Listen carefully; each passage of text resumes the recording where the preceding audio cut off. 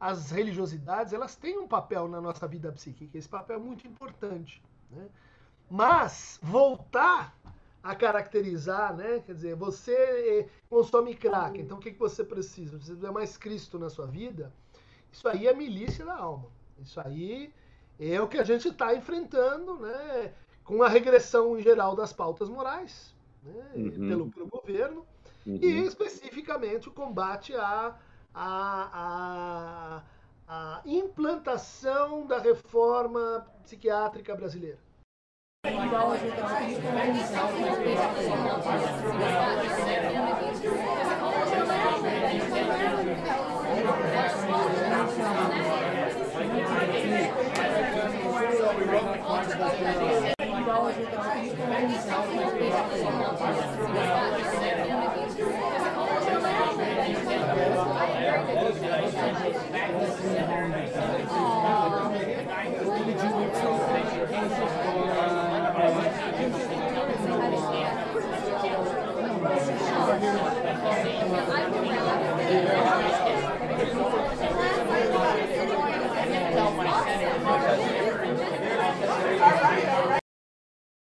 Eu achei oportuno da gente estar encontrando aqui, marcando essa conversa, até por uma coincidência, né, de ter sido o tema do Enem na prova de ontem, o tema da Sim. redação de ontem do Enem era o estigma associado à saúde mental no Brasil, né? De Uhum. 2 meses para cá, a gente tem lido, tem aparecido, tem pipocado na imprensa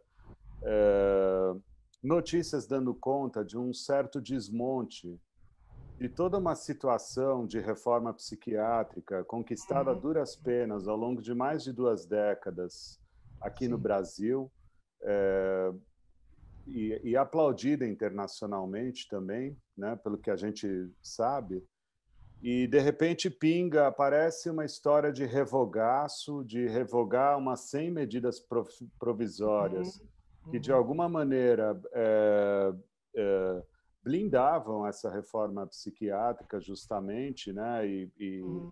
reforçavam o espírito de privilegiar o convívio em comunidade mais do que em hospitais psiquiátricos.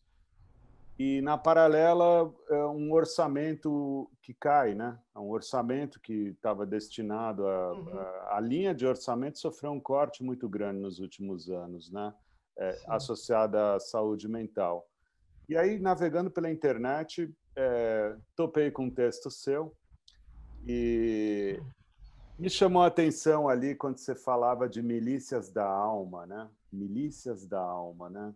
Então eu achei que com você talvez fosse um bom interlocutor para a gente desenvolver um pouco essa problemática, né?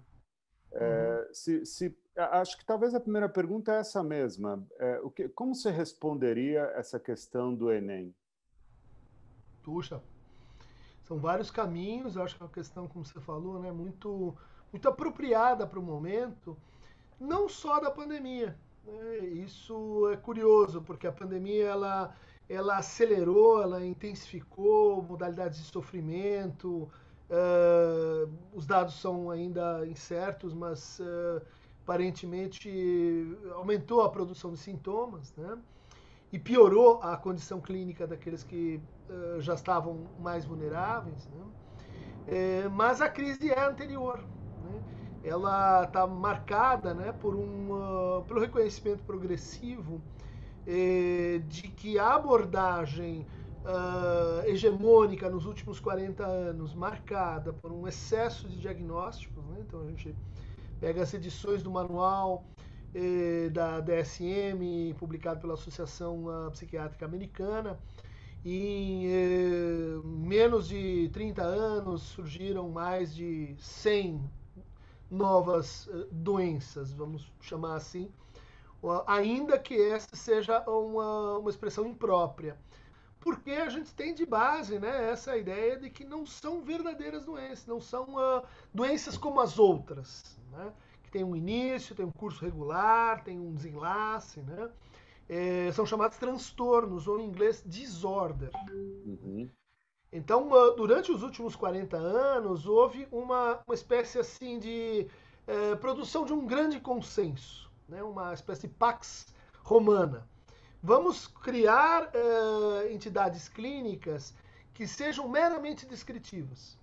Então, não vamos levar em conta a etiologia, as hipóteses causais, não vamos levar em conta a psicodinâmica, não vamos levar em conta aquilo que causa as doenças mentais, mas vamos nos focar em descrições.